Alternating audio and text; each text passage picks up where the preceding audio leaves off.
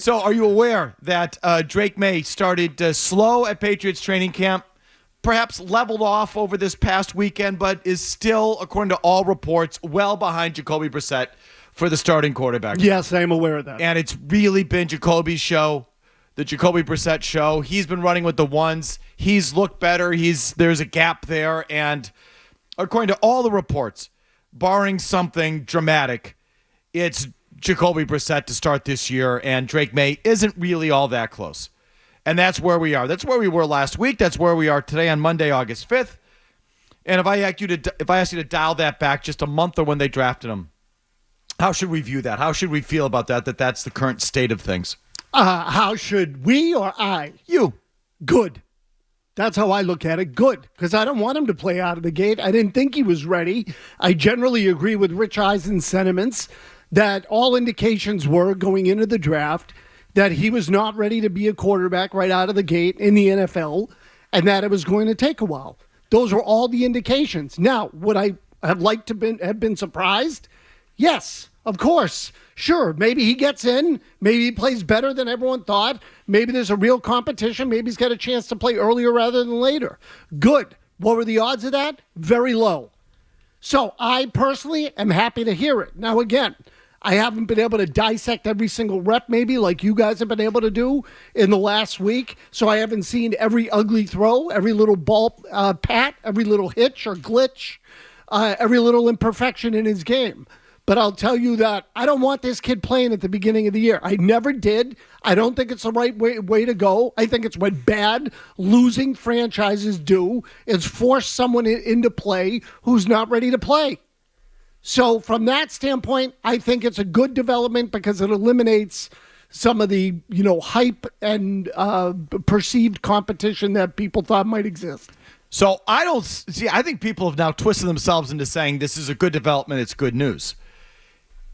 It's not good news. There's no good and suck. I'm sorry. Yeah, right. The best case scenario would be that Drake Maye was there and ready to go Sure. and looked great.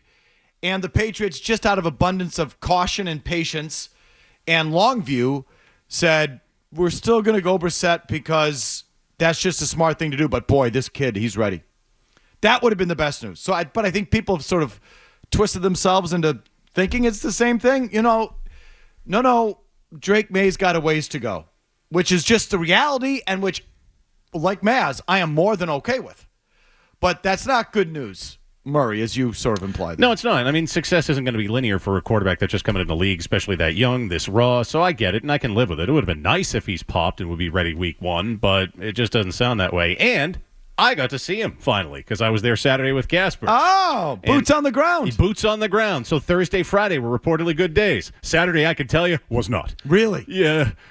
So he had one good throw that was a miss by stupid Juju Smith-Schuster, who shouldn't be on the team, but another miss. But the one that bugged me the most, for a kid who's 6'4", wingspan of 6'4", batted down at the line. There were a couple of throws that I saw as we're trying to do the show, but also half paying attention. But there were a couple I was like, oh, boy.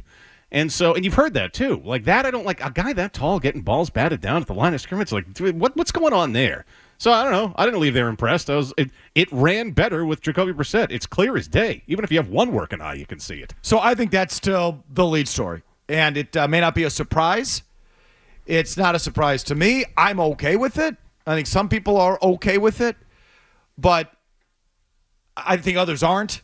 I think there was a prevailing view among some people that if Drake Maye doesn't pop immediately versus Jacoby Brissett, there's something wrong. Jacoby Brissett is just a guy.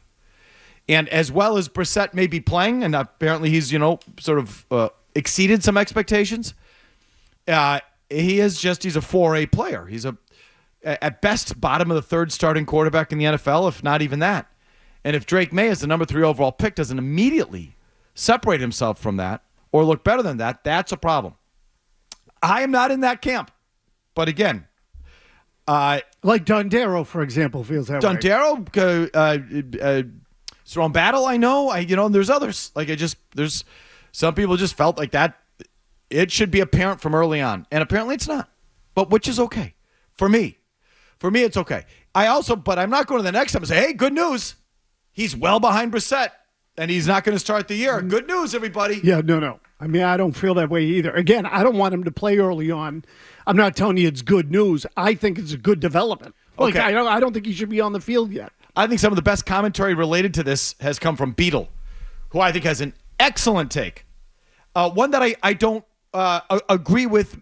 When I say I don't agree with, meaning I think he's got a good read on the situation. I think he's right in his interpretation of the situation.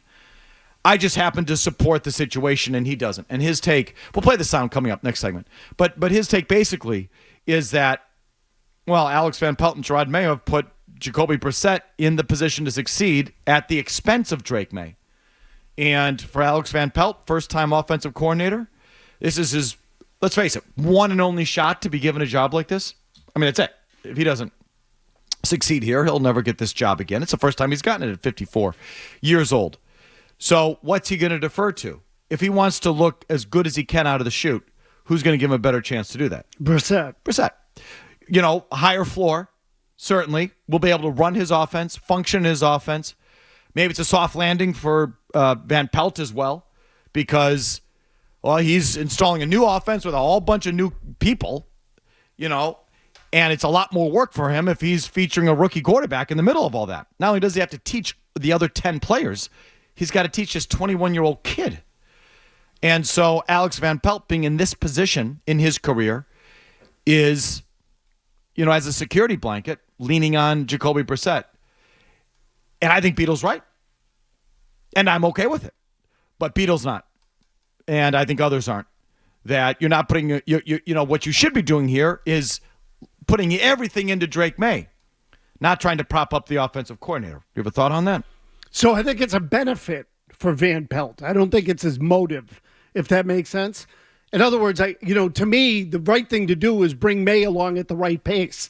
And that, you know, if an ancillary benefit for Van Pelt is that he gets a guy to implement his offense out of the gate, as you said, a guy he's familiar with and knows the system, makes it easier on him, then fine. But the point is that they're purposely holding Maye back.